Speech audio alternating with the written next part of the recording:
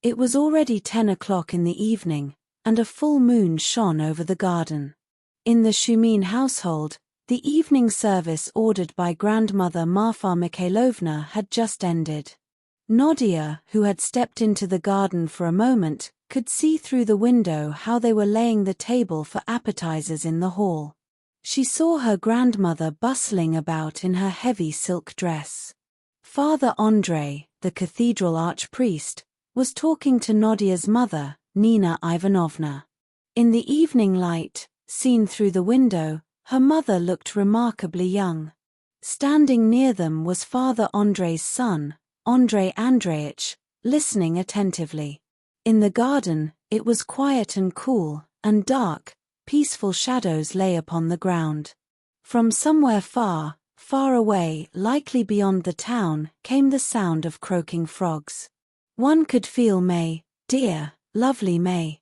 Nadya breathed deeply. She wanted to believe that somewhere, far beyond the town, in the fields and forests, a spring life was unfolding, mysterious, beautiful, and holy. A life beyond the understanding of a weak, sinful human being. And for some reason, she felt like crying. Nadya was already 23. Since the age of 16, she had dreamed passionately of marriage. Now, at last, she was the betrothed of Andrei Andreich, the man standing behind the window. She liked him. The wedding was set for the 7th of July. Yet, there was no joy. She slept poorly at night, her cheerfulness had vanished. From the basement floor, where the kitchen was, she could hear the clatter of knives and the slamming of the door. There was a smell of roasted turkey and pickled cherries. And it seemed to her that it would be this way for the rest of her life, without change, without end. Someone came out of the house and stopped on the porch. It was Alexander Timofeich, or simply Sasha, a guest who had arrived from Moscow 10 days ago. Years ago, a distant relative of grandmother's, Maria Petrovna, used to come for alms. She was an impoverished widow of a nobleman, small, thin, and sickly. She had a son, Sasha. People said he was a wonderful artist. When his mother died, grandmother, for the sake of her soul, sent him to the Komisarov Technical School in Moscow. 2 years later, he transferred to the School of Painting. He stayed there for nearly 15 years and eventually finished in the architecture department, though he never practiced architecture. Instead, he worked at a lithography firm in Moscow. Almost every summer, he came to grandmother's to recover his health. He was wearing a fastened frock coat and worn-out canvas trousers. His shirt was unerrined, and he had a generally unkempt appearance. He was very thin, with large eyes and long, slender fingers. He was bearded, dark, and yet somehow handsome. He was treated like a member of the family and felt quite at home. Standing on the porch, he saw Nadya and walked toward her. "It is lovely here," he said.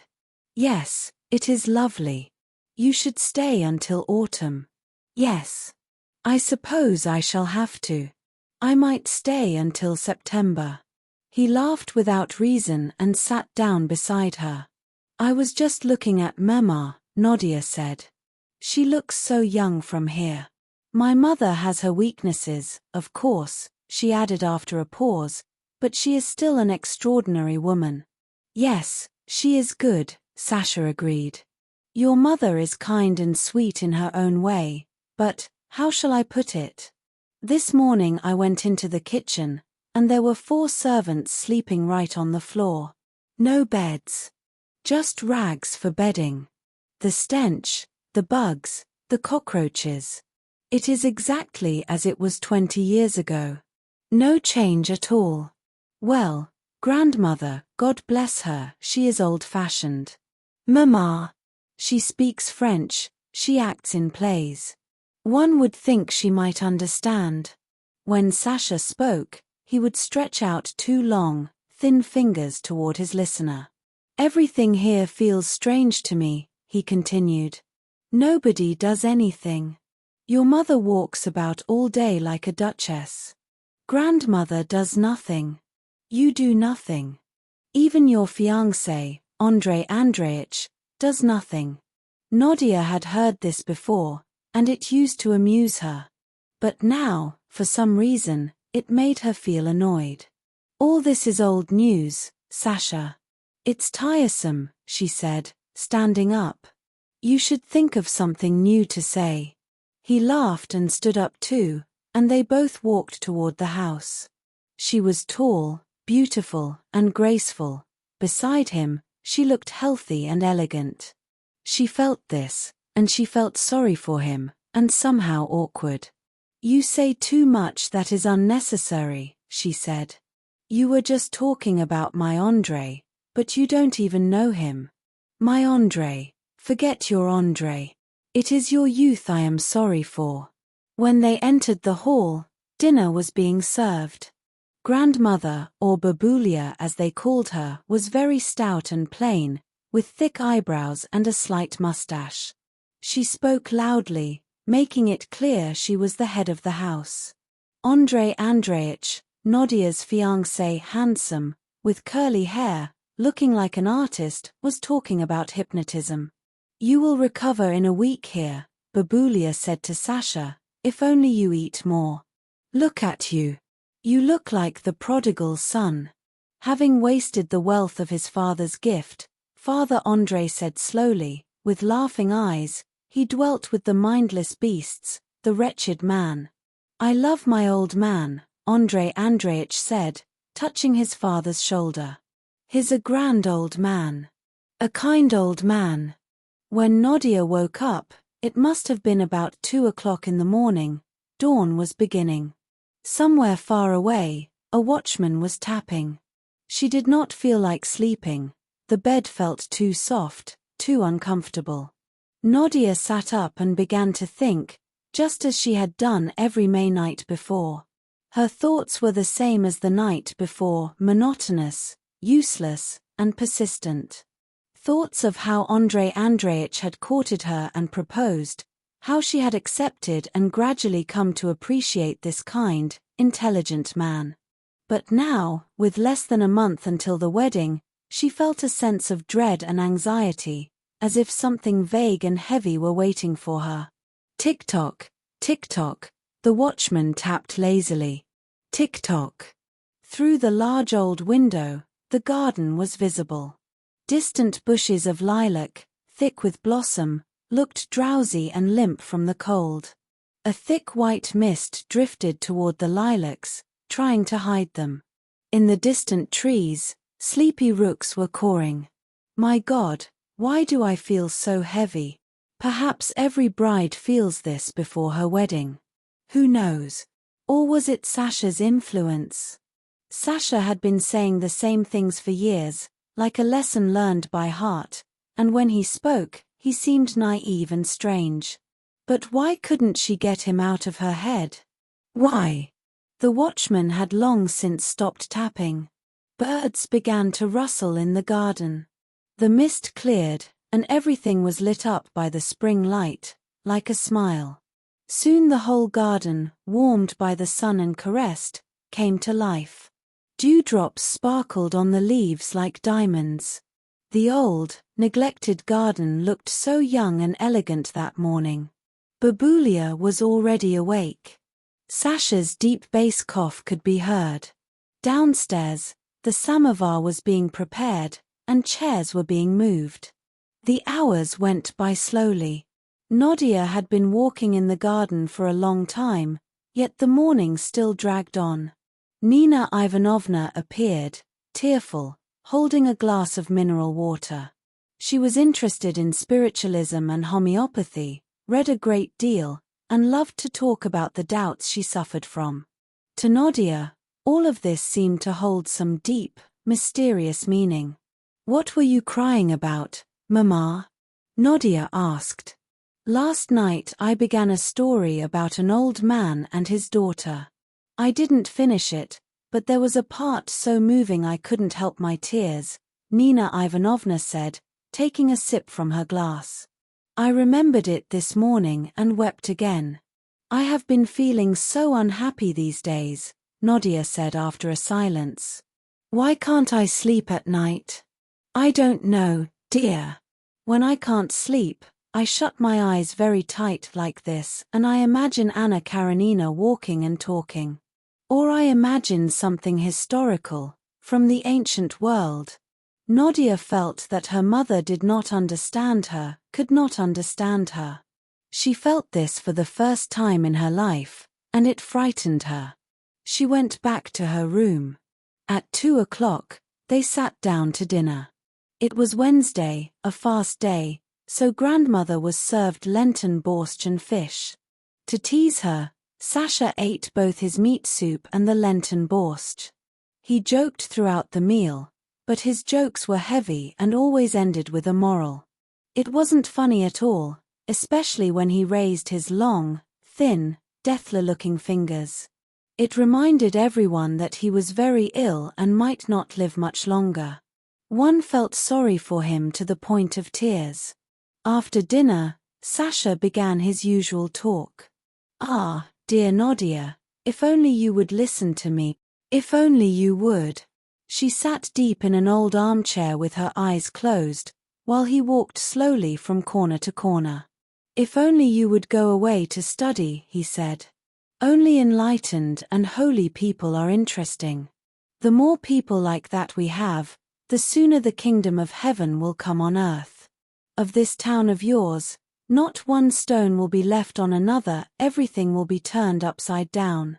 There will be magnificent houses, wonderful gardens, extraordinary fountains, but the main thing is, there will be no crowd in the sense we have it now. Every person will have faith and know what they are living for.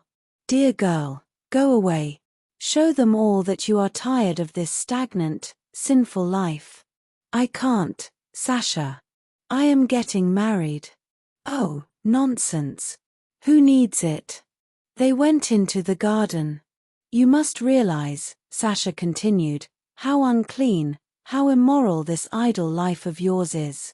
If you, your mother, and your grandmother do nothing, it means someone else is working for you. You are eating up someone else's life. Is that clean? Is it not dirty? Nadya wanted to say, yes, it's true, but tears came to her eyes. She grew quiet and went to her room. In the evening, Andrei Andreich arrived and played the violin for a long time. At 11, as he was leaving, he embraced Nadya and kissed her hands and face. My dear, my beautiful one, he whispered. I am mad with joy. And it seemed to her that she had heard this long ago, or read it in some old, tattered novel. Downstairs, Sasha was drinking tea, his saucer balanced on his 5 long fingers. Grandmother was playing solitaire. Everything seemed quiet and well-ordered. Nadya went to bed and fell asleep, but as before, she woke up at dawn. Her soul felt heavy. She thought of her mother, who had not loved her father and now had nothing of her own, living in total dependence on grandmother. Nadya realized her mother was just a plain, unhappy woman. She could hear Sasha coughing downstairs. He was a strange, naive man, she thought. His dreams of extraordinary gardens and fountains were absurd. Yet, in that absurdity, there was something so beautiful that the mere thought of going away to study filled her heart with a sudden, cold thrill of joy. But it's better not to think, she whispered. Tick-tock, tapped the watchman in the distance. Tick-tock, tick-tock. In the middle of June, Sasha suddenly grew bored and began packing for Moscow. I cannot live in this town, he said gloomily. No water supply, no drainage. I am disgusted even to eat my dinner, the kitchen is unimaginably filthy. Wait a little, you prodigal son, grandmother urged in a whisper. The wedding is on the 7th. I don't want to. But you meant to stay until September. And now I don't want to. I have work to do. The summer turned out damp and cold. The trees were wet, and everything in the garden looked uninviting and dismal. In the rooms, upstairs and down, unfamiliar female voices were heard, and grandmother's sewing machine rattled. They were hurrying with the trousseau. 6 fur coats alone were provided for Nadya, and the cheapest of them, according to grandmother, cost 300 rubles. The bustle irritated Sasha. He sat in his room and sulked. Still, they persuaded him to stay, and he gave his word not to leave before the 1st of July. Time passed quickly. On St. Peter's Day, after dinner, Andrei Andreich went with Nadya to Moscow Street to look once more at the house they had rented. It was a 2-story house, but so far only the upper floor was furnished.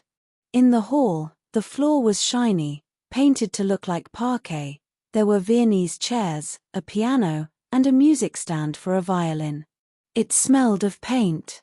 On the wall, in a gold frame, hung a large oil painting, a naked lady and, beside her, a purple vase with a broken handle. "A wonderful picture," said Andrei Andreich, sighing out of respect. "It is by the artist Shishmakevsky." Then came the drawing room with a round table and armchairs upholstered in bright blue material. Above the sofa hung a large photograph of Father Andrei in his priest's cap and medals. Next, they entered the dining room, then the bedroom. Here, in the dim light, stood 2 beds side by side. Andrei Andreich led Nadya through the rooms, keeping his arm around her waist all the while. She felt weak and guilty. She hated all these rooms, the beds, the chairs. The naked lady made her feel sick. It was clear to her now that she had fallen out of love with Andrei Andreich, or perhaps had never loved him at all. But how to say it, to whom, and for what purpose, she did not understand. He held her by the waist and spoke so tenderly, so modestly, while she saw in everything only poshlost, vulgarity. Stupid, naive, unbearable vulgarity. His arm, circling her waist, felt as hard and cold as an iron hoop. At every moment, she was ready to run away, to sob, to throw herself out of the window. Andrei Andreich led her into the bathroom. He touched a tap in the wall, and suddenly water flowed. "How is that?" he said and laughed. "I had a 100-bucket tank put in the attic, so now we shall have water." They walked through the yard, then out into the street, and took a cab. Dust flew in thick clouds. It looked as if it were about to rain. "Aren't you cold?" he asked, squinting against the dust. She remained silent. "Yesterday Sasha reproached me for doing nothing," he said after a short silence. "Well, he is right. Infinitely right. I do nothing and can do nothing. My dear, why is it? Why is even the thought of service so repulsive to me? Oh Mother Russia, oh Mother Russia, how many idle and useless people you still carry upon you. How many like me, long-suffering land." He saw his own idleness as a sign of the times. "When we are married," he continued, "we will go to the country together, my dear. We will work there. We will buy a little patch of land with a garden and a river, and we will toil." He took off his hat, and his hair fluttered in the wind. She listened to him and thought, "My God, I want to go home. My God." When Nadya entered the house, she felt angry and unwell. She thought of the guests who would be there all evening, the need to smile, to listen to the violin, and to talk of nothing but the wedding. Grandmother, grand and pompous in her silk dress, sat at the samovar. Father Andrei entered with his cunning smile. "I have the pleasure and the blessed comfort of seeing you in good health," he said to grandmother. It was hard to tell if he was joking or serious. The wind drummed against the windows and the roof, a whistling sound could be heard, and in the stove, a house spirit seemed to be singing its mournful, sullen song. It was after midnight. Everyone in the house had gone to bed, but no one was sleeping, and it seemed to Nadya that she could still hear a violin playing downstairs. A sharp bang echoed. A shutter must have come loose. A minute later, Nina Ivanovna entered, wearing only her nightgown and carrying a candle. "What was that banging, Nadya?" she asked. Her mother, with her hair in a single braid and a timid smile, looked older, plainer, and smaller on this stormy night. Nadya remembered how, not long ago, she had thought her mother extraordinary. Now, she couldn't even recall the proud words her mother used to say. Everything felt weak and useless. From the stove came a low, moaning sound. "Oh, my God." Nadya sat up in bed, suddenly clutched her hair, and began to sob. "Mama, Mama," she sobbed. "If you only knew what is happening to me.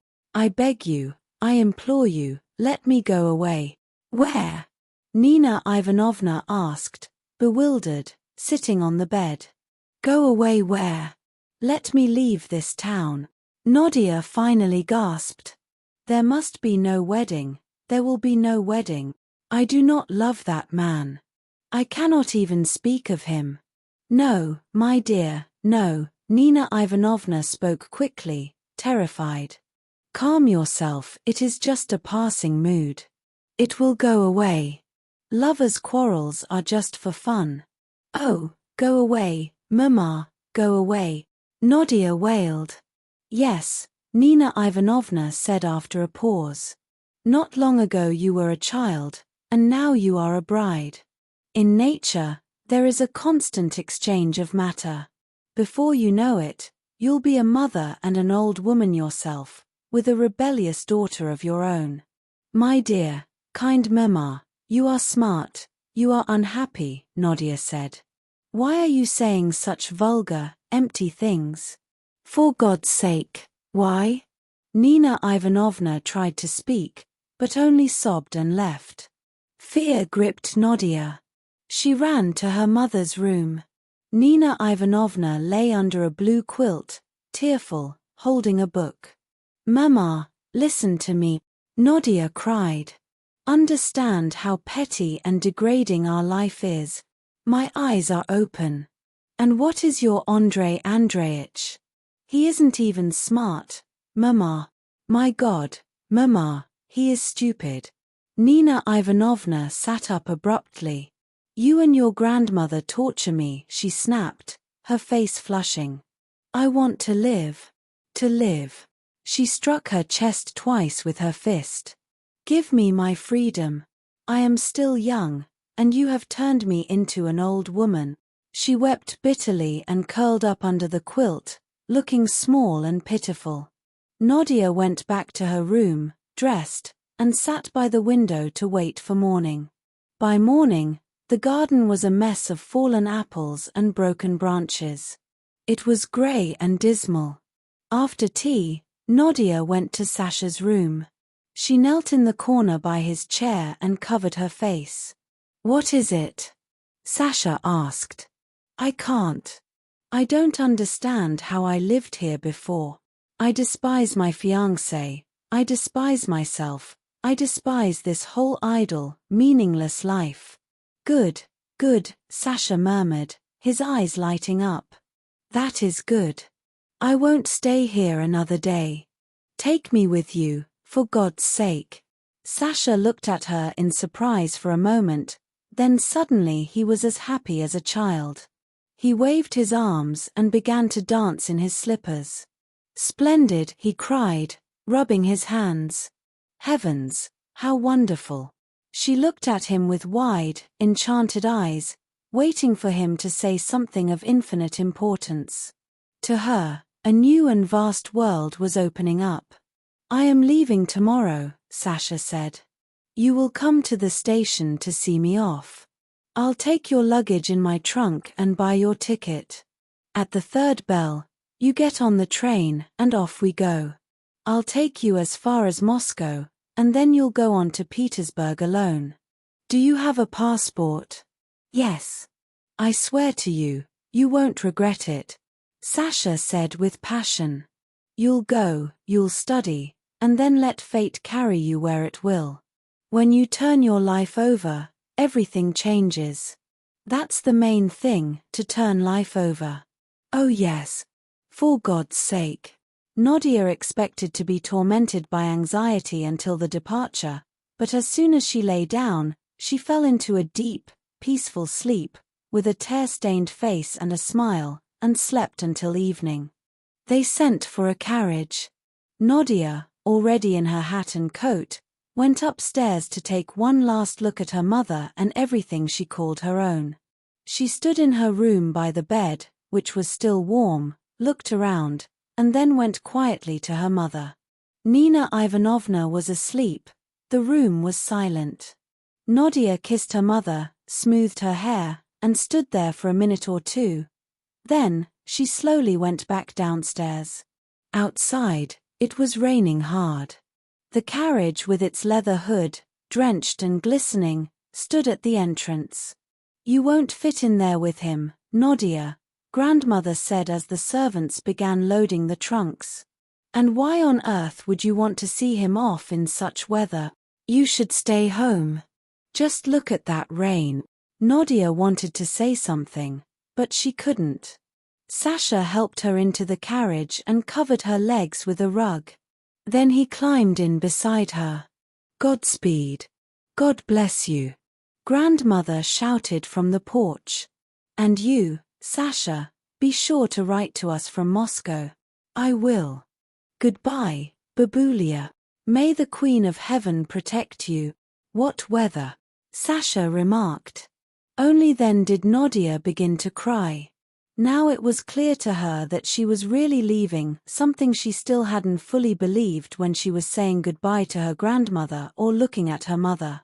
Goodbye, town. Everything suddenly flashed through her mind. Andrei, his father, the new apartment, and that naked lady with the vase.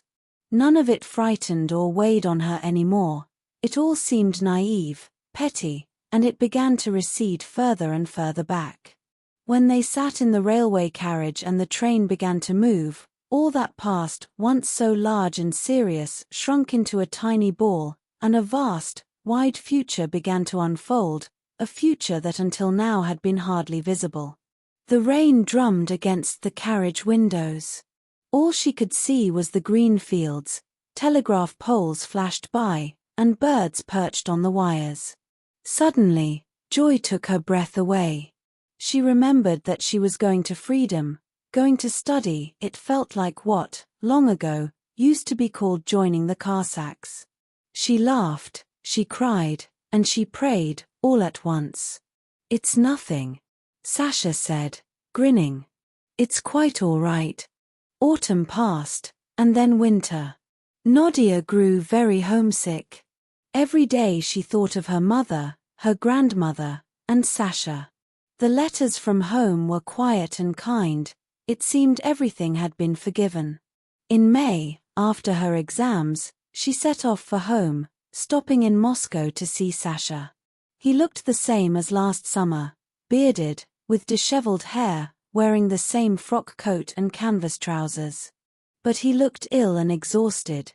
He had aged, grown thinner, and kept coughing. To Nadya, he now seemed somehow grey and provincial. "My God, Nadya has come," he laughed joyfully. They sat in the lithography workshop, which was stifling and smelled of ink. Then they went to his room. It was messy, full of tobacco smoke and dead flies. It was clear that Sasha neglected his own life entirely. He lived with a total disregard for comfort. Everything turned out well, Nadya told him. "Mama came to see me in Petersburg. She says grandmother isn't angry anymore, she just crosses the walls of my old room." Sasha looked happy, but he spoke with a cracked voice. "Sasha, dear," Nadya said, "you are truly ill." "No, it's nothing. A little ill, but not much." "Oh, heavens." Nadya grew anxious. "Why don't you take care of yourself?" "Dear, sweet Sasha." Tears sprang to her eyes. She felt a deep debt to him. "You cannot imagine how much you have done for me. You are the person closest to my heart. But as they talked, Nadya felt that Sasha, his words, his smile, his whole figure belonged to something outlived, something old-fashioned, perhaps already belonging to the past. I'm going to the Volga the day after tomorrow, Sasha said. Then for a Kumi's cure. I have a friend going with me. His wife is a remarkable person. I'm trying to persuade her to go and study. I want her to turn her life over. When the train moved and Sasha waved his handkerchief, Nadya could see by his very legs that he was desperately ill and would likely not live long. Nadya arrived in her hometown at noon. The streets seemed unusually wide, the houses small and flattened. Everything looked as if it were covered in dust. Her grandmother, now very old, hugged her and wept for a long time. Nina Ivanovna had also aged and grown plain, though she was still tightly laced and wore her diamonds. My darling, she sobbed. They sat and cried together in silence. It was clear they both felt the past was lost forever. Their social standing, their pride, their right to invite guests, all was gone. Nadya went to her room. There was the same bed, the same curtains. She ate a good dinner and drank tea with thick cream, but the ceilings felt low and the rooms felt empty. That evening, Nina Ivanovna came to her room. I've become religious, Nadya, her mother said. I study philosophy now. I believe life must be viewed as if through a prism, split into its simplest elements, like the 7 colors of the spectrum. Nadya fell asleep before her mother finished. June came. Nadya grew used to being home. Her grandmother sighed over the samovar, her mother talked of her philosophy. They were afraid to go outside for fear of meeting Father Andrei or Andrei Andreich.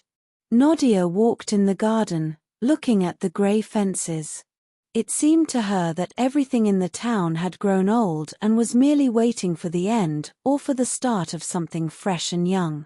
Oh, if only that new, clear life would come sooner, a time when this house, where 4 servants were forced to live in one filthy basement room, would vanish without a trace. Then a letter came from Saratov. In his dancing handwriting, Sasha wrote that he had fallen ill and was in a hospital. Nadya felt a premonition that was almost a certainty. To her distress, she realized she was not as moved by this as she once would have been. She wanted to live, she wanted to be in Petersburg. Sasha felt like a dear but distant past. The next morning, voices were heard downstairs. Grandmother was praying and weeping. A telegram lay on the table. Yesterday morning, in Saratov, Alexander Timofeyevich Sasha had died of tuberculosis. While her grandmother and mother went to church to arrange a funeral service, Nadya walked through the rooms. She realized her life had been turned over, just as Sasha had wanted. She was a stranger here, lonely and unnecessary. Everything she once knew had burned away like ash. She went into Sasha's room and stood there. Goodbye, dear Sasha, she thought. Before her, she saw a new life, broad, spacious, and full of mystery. It beckoned her. She went upstairs to pack her things, and the next morning, she said goodbye to her family. Alive and full of spirit, she left the town, as she believed, forever.